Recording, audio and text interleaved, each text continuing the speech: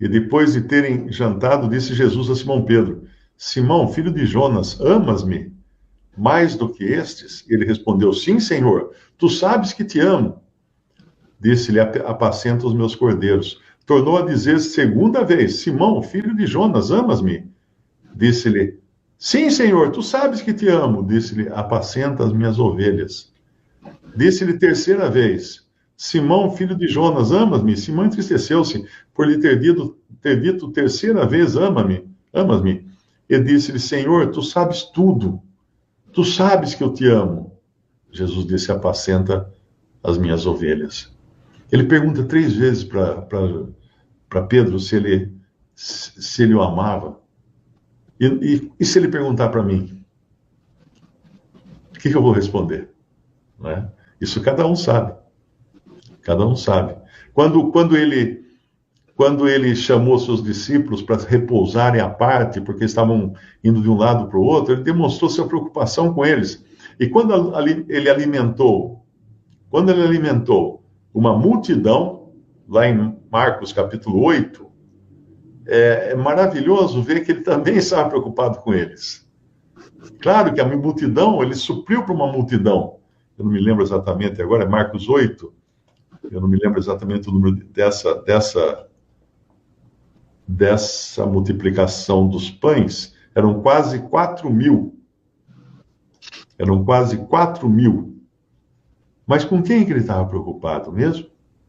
Claro que com todos que ele alimentou, né?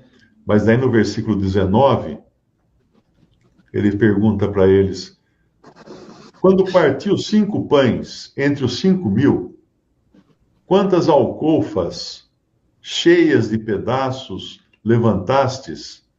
Disseram-lhe: 12. E quando partiu 7 entre os 4.000, quantos cestos cheios de pedaços levantastes? E disseram-lhe: 7. E ele lhes disse: como não entendesses ainda? O Senhor faz, e faz abundantemente. No primeiro caso, cada discípulo podia ficar com um cesto. Eram 12, né? Eram 12. Cada um podia ficar com um cesto, porque o Senhor fez em abundância. Eles estavam preocupados com pão. O Senhor deu a bronca para eles tomarem cuidado com o fermento dos fariseus. Eles acharam que era pão, o problema era o pão. A limitação do homem, a falta de fé do homem, limita Deus. No versículo 14 desse mesmo capítulo de Marcos, versículo 13, deixando-os, tornou a entrar no barco, foi para outro lado. E eles se esqueceram de levar pão, e no barco não tinham consigo senão um pão. E ordenou-lhes, dizendo: olhai, guardai-vos do fermento dos fariseus e do fermento de Herodes. E arrazoavam entre si, dizendo: é porque nós não temos pão. E Jesus, conhecendo isso, disse-lhes: para que arrazoais que não tendes pão? Não considerastes, nem compreendestes ainda? Tendes ainda o vosso coração endurecido? Tendo olhos, não vedes? Os cegos não tinham olhos e viram ele passar lá. E tendo ouvidos, não ouvis? E não vos lembrais? Quando partiu 5 pães entre os 5.000, quantas alcofas cheias de pedaços levantados? Disseram-lhe 12. A incredulidade deles atrapalhava tudo. Atrapalhava tudo. E às vezes não é apenas a incredulidade, né? Às vezes é também a desobediência que barra a nossa comunhão com o Senhor. Lá em Lucas capítulo 6, em Lucas capítulo 6, versículo 46, ele fala assim: e por que me chamais Senhor, Senhor, e não fazeis o que eu digo?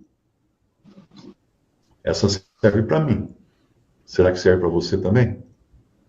Por que me chamais Senhor, Senhor, e não fazeis o que eu digo?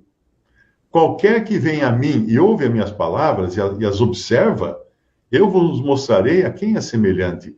É semelhante ao homem que edificou uma casa e cavou e abriu bem fundo e pôs os alicerces sobre a rocha, E vindo a enchente, bateu com ímpeto a corrente naquela casa, e não a pôde abalar, porque estava fundada sobre a rocha. Mas o que ouve e não pratica é semelhante ao homem que edificou uma casa sobre a terra, sem alicerces, na qual bateu com ímpeto a corrente, e logo caiu, e foi grande a ruína daquela casa. Então, quando o Senhor nos chama e nos dá instruções, quem somos nós para dizer, para mim não serve isso, né? Nós estávamos voltando para Mateus, capítulo 13, né? Escandalizavam-se nele. Jesus, porém, lhes disse: não há profeta sem honra, a não ser na sua própria pátria e na sua casa. E não fez ali muitas maravilhas por causa da incredulidade deles. Então, a incredulidade e a desobediência também são os empecilhos para o Senhor deixar de agir em nossa vida. Porque Ele quer agir, Ele quer fazer com que sobre pão, né? Ele quer fazer com que a gente tenha o descanso na hora certa, na hora necessária. Ele quer fazer com que os nossos olhos sejam abertos como dos dois cegos. Ele quer tudo isso, Ele quer mesmo. Quem impede? Nós impedimos. Nós somos o único obstáculo para a obra, para o agir de Cristo em nós, somos nós mesmos. Não devemos culpar outro, não apontar dedo e falar assim, eu não sou fiel, ou eu não creio por causa... Não.